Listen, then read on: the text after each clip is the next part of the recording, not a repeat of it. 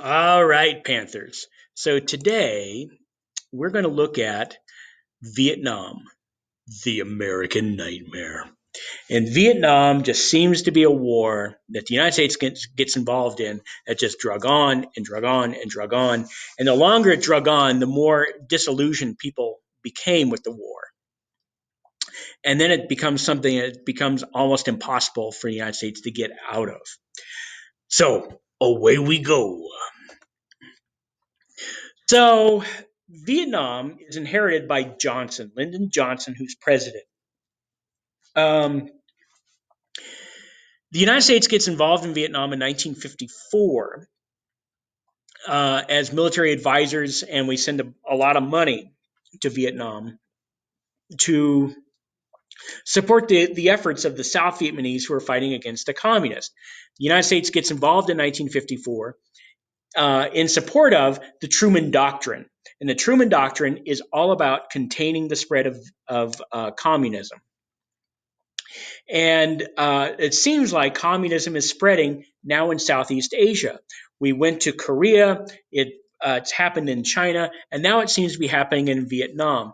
And so we send not combat troops initially, but we send military advisors to advise the South Vietnamese army how to fight, when to fight, where, all of that against the communist North Vietnamese army. And we send a lot of money. Well, then Kennedy gets killed. Kennedy continued this and even expanded the number of advisors and money that we were sending in. After Kennedy is killed, Johnson inherits the problem. And it's under Johnson that the United States will begin to send in combat troops. The United States will actually take over the fighting of this war. And that will begin this death spiral that will happen for the United States in Vietnam. So we begin sending in combat troops in Vietnam with what's known as the Gulf of Tonkin incident. Happens August 2nd to August 4th of 1964, when a U.S. Naval boat, the USS Maddox, claims that it's under attack from North Vietnamese forces. And Johnson uses this attack to go to Congress with what's known as the Gulf of Tonkin Resolution, and uses that as an excuse to send in combat troops. Says, it's obvious that in order to protect the lives of Americans, the lives of military advisors over there, and the lives of innocent Vietnamese people, the United States needs to take over this war, because look at what they did to our naval ship, and we're not even involved in the war. It was just minding its own business. Now, Congress approves this, giving Johnson the ability to go to war.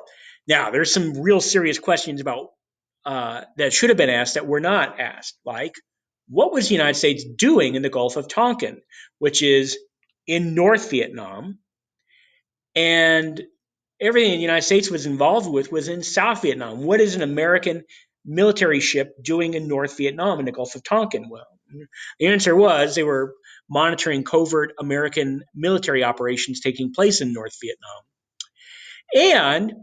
And there were many sailors aboard USS Maddox who testified later they don't really know if they were actually under attack or if it was the result of this really, really, really bad storm that they were involved in, that they were in the middle of in the Gulf of Tonkin, with high winds, lots of rain, thunder, and lightning. And so it was messing with the electronics, and the lightning looked like bomb flashes, and the thunder, and then the waves crashing against the ship, making the ship rock back and forth.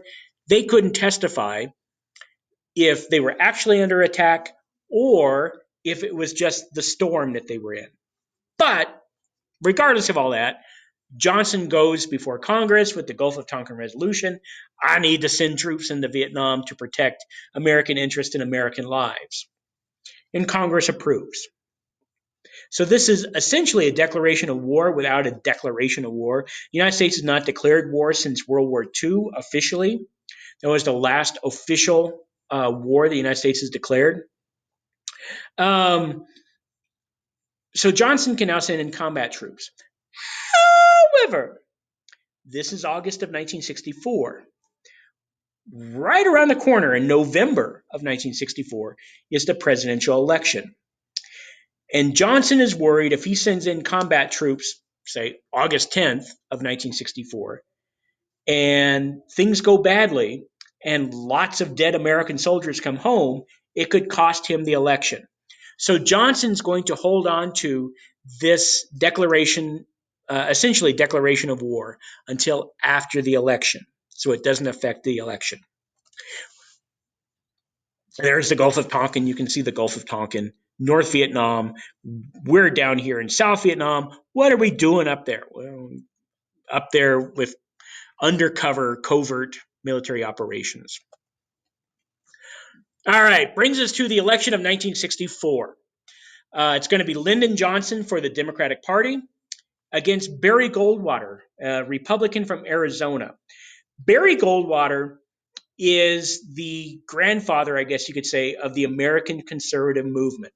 Barry Goldwater is the one who begins pushing the Republican Party from being a moderate party, not really conservative, but not really liberal. They're kind of in the middle. He begins pushing the Republican Party from being this moderate Eisenhower party to being a much more right-wing conservative party. Okay, so he's the one that kind of begins pushing the Republican Party that direction. So it's Barry Goldwater, Republican Arizona from Arizona, against Lyndon Johnson, and Lyndon Johnson wins big. Barry Goldwater wins a total of 6 states, Arizona, and a bunch of southern states, and that's it. So now we've got Lyndon Johnson until at least 1968. With this, Johnson begins using his combat, his ability to send in combat troops to Vietnam. Beginning in January of 1965, the United States unleashes a bombing campaign known as Rolling Thunder. And it's a carpet bombing campaign. Unlike the bombing campaigns of World War II and to some extent in Korea, where they had targeted bombing campaigns, where the planes would fly over a specific target and bomb that target. In Vietnam, because it is so jungle, it's just one giant jungle country, and you can't really see the ground in most places. So they would just do these what they known as carpet bombing. They fly over an area and drop as many bombs as they could over that area, right, and just bomb a giant area instead of targeting it, hoping that the North Vietnamese or the Viet Cong or the communists are down there. We also begin sending in combat ground troops that are going to go into Vietnam and then engage militarily the communists, North Vietnamese communists, and the Viet Cong. Now, the Viet Cong are real problems here. I've mentioned this before. The Viet Cong are just peasants, just regular Vietnamese citizens. They don't wear a uniform. They're not trained militarily necessarily. They just happen to support what the communists are fighting for, an independent country. And they happen to have a weapon, a gun or a rifle or something, and maybe some hand grenades, and that's about it. And they walk by you on the road. You can see them walk by. They might even say hi to you, and then they disappear into the jungle, and all of a sudden you're being attacked. This was a real problem for the American troops. It was also a problem before the United States gets involved with combat troops. The Viet Cong are the real problem. South Vietnamese Army that are fighting against the communists, South Vietnamese Army, they're terrible. They're awful. But it works out great because the North Vietnamese Army, the regular North Vietnamese Army, which are the communists, they're terrible as well. But it's these guys, the Viet Cong, the VC, who caused the problems because they don't fight conventionally. They fight very unconventionally. They don't dress like a soldier. They don't act like a soldier. They don't have any military training. And they just, all of a sudden, they attack. It's very rapid attack. It's maybe 5 minutes at the most that there's an exchange of gunfire, and then they disappear. And the United States has a real problem with this because the United States is trained to fight conventional warfare, where one army shows up on the battlefield, the other army shows up on the battlefield, and you shoot at each other until eventually one side has more people left standing than the other side, and you win the battle and you move on. There's very few of those battles that take place in Vietnam. Most of it are these very rapid, very quick fires, exchange of gunfire.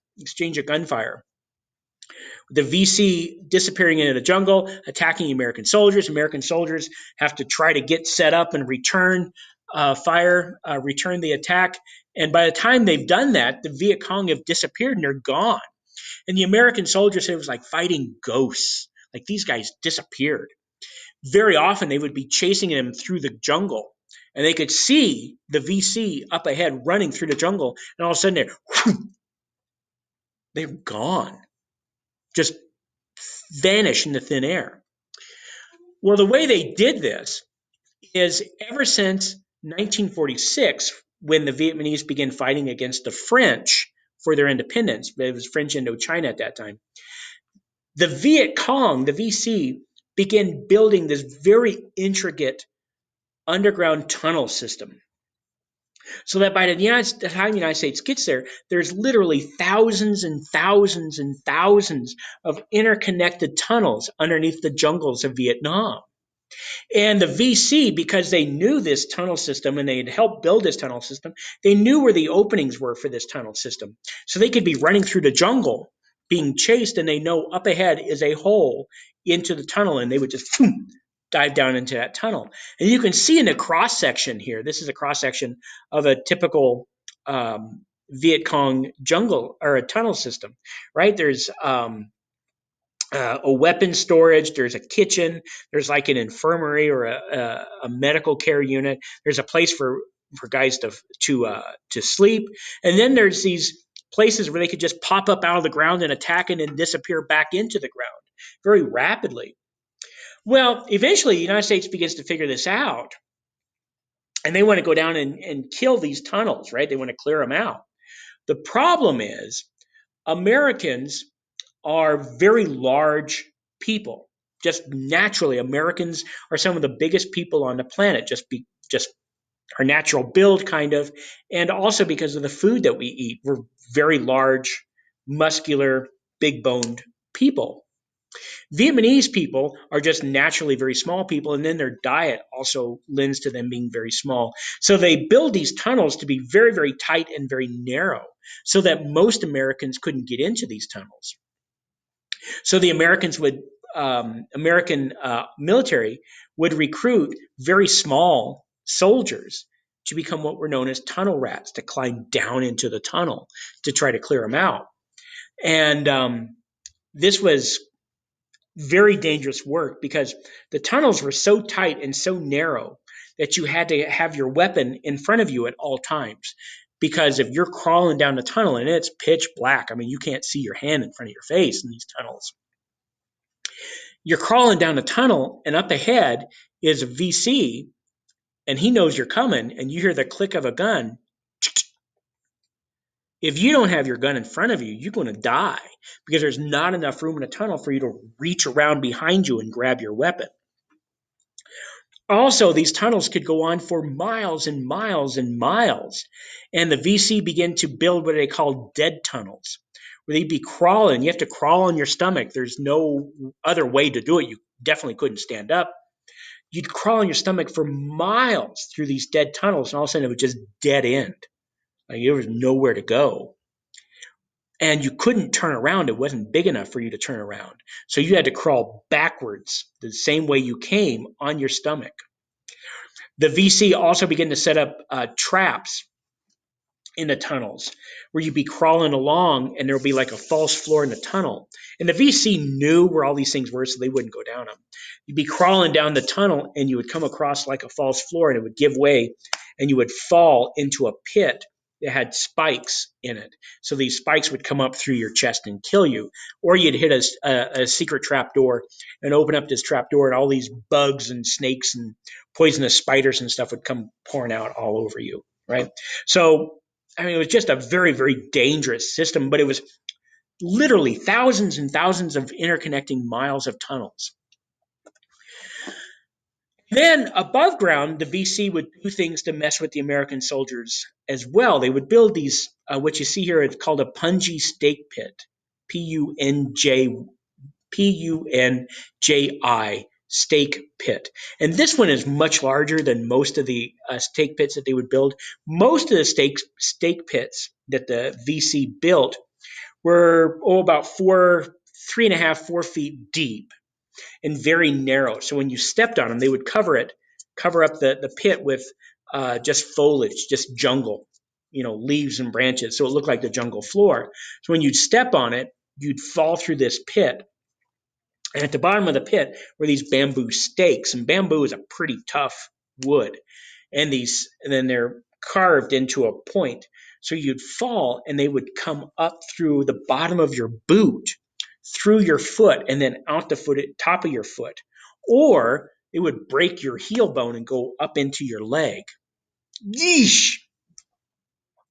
And because the way it was built, you would go straight down. The only way to get out, someone have to lift you up off of those stakes.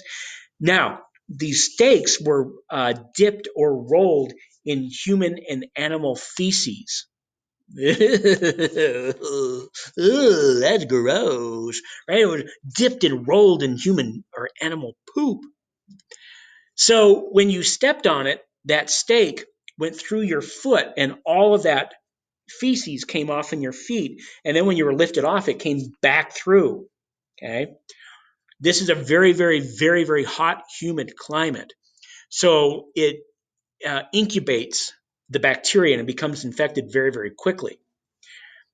Unless you get medical attention fairly quickly, one of two things is going to happen. It's going to get infected and you're going to lose your foot or your leg, or you're going to die from infection. So the United States, to combat the use of these tunnels, to expose the opening of the tunnels, because the United States had a hard time finding these tunnels because they were so well hidden. The United States begins to drop this poison on the jungle called Agent Orange, and you can see it coming out the back of the plane there. It's this powder kind of, and it's a defoliant, meaning that it kills all the vegetation. So these planes would fly over to jungles and drop Agent Orange to kill the tunnel, to kill all the vegetation, all the trees and the plants and everything, kill it, and they would expose the tunnels. And you can see here's a before and after picture after Agent Orange was used in Vietnam.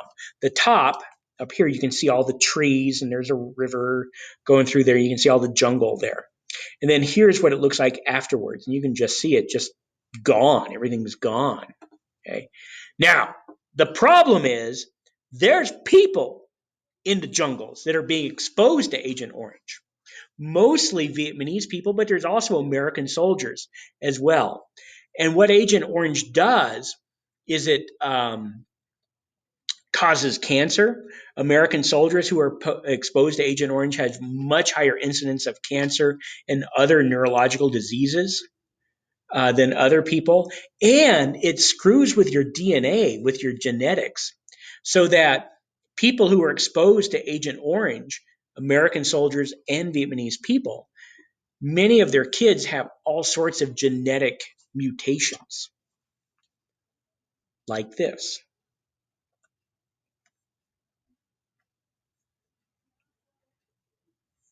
These are babies born in Vietnam whose parents were exposed to Agent Orange, and you can see the genetic deformities and mutations that took place. Oh boy. Now, Agent Orange, problem with Agent Orange, it's very effective in that it kills everything in it, including the people. but it was very slow. You had to wait for the plants and vegetation to die. So the United States comes up with another way to get rid of the jungles called napalm. And napalm is just like a gas bomb. And so if you've ever seen old Vietnam videos where a plane flies over the top of the jungle and you see something come out the back, and then this giant fireball goes up, that's napalm. It's just a gas bomb that explodes. If you've seen Forrest Gump, and Forrest Gump is in the jungle in Vietnam, and he goes, "I am running," and he's running through the jungle, right? And he's being chased by fire. That's napalm that he's being chased by. So it just burns off the jungle, and it's much, much quicker. Another thing that the United States did to combat the VC, the Viet Cong, they would conduct what were known as search and destroy missions. And it's exactly what it sounds like. Soldiers would go into these Vietnamese villages along, a road or whatever, and they would pull all of the villagers out of the huts and begin to interrogate the villagers. Is there VC in the village? Is there VC activity in the area? Is there VC weapons or information here in the village? Right. And while they're interrogating the villagers, other soldiers would conduct a hut to hut to hut search. They would go through each hut and look through them and look for evidence of the Viet Cong. If they found any evidence of the Viet Cong existing, they would burn the village to the ground, right? If there was any evidence of Viet Cong activity in the village, they would burn it to the ground and then they would go on to the next village. And it's called search and destroy. Very important to remember this because eventually it's going to be a search and destroy mission that's going to lead to one of the most horrific, one of the most awful, one of the most disgusting, one of the most unforgivable moments in American history is going to happen as a result of a search and destroy mission. Now, increasingly, Vietnam was being taken over as the war drug on. The war was being taken over increasingly by minorities and poor whites. Because here's what's happening. As the war drug on, and it didn't seem to be accomplishing anything other than a bunch of dead Americans, Americans began to protest the war. And many young men who really didn't want their senior trip to be an all expense paid trip to Vietnam did things to avoid the draft, which was increasing as they needed more and more soldiers, so they're drafting more and more guys. There were guys who were doing things to avoid the draft. They would go to Canada, or they would go to Mexico, or they'd go to England to avoid the draft. Or at that time, the law stated as long as you were in college and were pursuing a degree like you were in college as a student, you could not be drafted. So lots of guys took advantage of that. They just went to college, and there were people that just as they were about to graduate with their degree would change their major and do something else just so they wouldn't graduate, because as soon as they graduated, they became eligible for the draft. Well, guys that did that meant that somebody else had to be drafted, right? If these guys were not going to be drafted because they ran off to Canada or ran off to Mexico or they ran off to England or because they're in college, somebody else has to go. And this is when the war increasingly begins to be taken over, being fought by minorities and poor whites. Because in order to go to Canada or go to Mexico or go to England to live or to go to college, you had to have money. You had to have resources in order to do that. And in the mid 1960s, those who tended to have that type of money and those type of resources tended to be middle and upper class white males, which meant since they're not being drafted, other people who didn't have access to those resources or money went in their place, which meant increasingly this war was more and more and more being fought by blacks, Hispanics, and poor white men. And that disparity becomes very, very, very apparent and it just exasperates the situation, especially during the civil rights movement, which is taking place. And then you've got Vietnam, and then you've got the protests taking place in the United States against Vietnam. And many of these protests are being conducted and led by the men who were doing everything they could to avoid being drafted.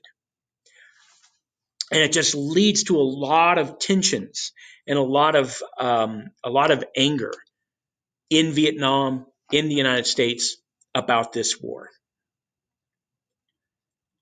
And we're done with notes. Make sure you guys turn these notes in and get them done, turned in, so you get to grade. And we will talk to you guys next time. Thanks.